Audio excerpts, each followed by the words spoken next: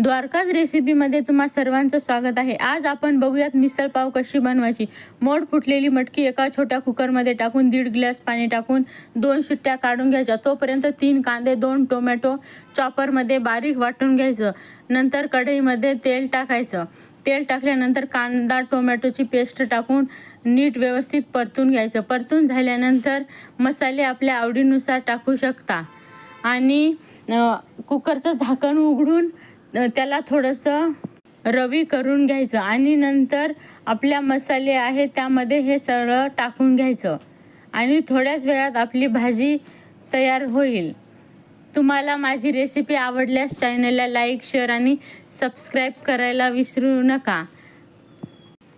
तुम्हाला माझी मिसळ पावची रेसिपी कशी वाटली मला कमेंट करून नक्की सांगा।